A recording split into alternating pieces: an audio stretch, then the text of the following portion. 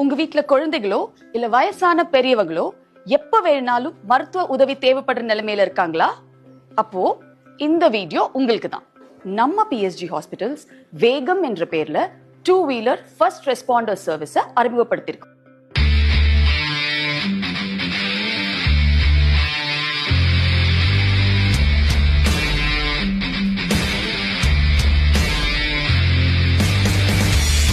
அடடே, இது என்ன இன்ட்ரெஸ்டிங்கா இருக்குன்னு தானே பாக்குறீங்க?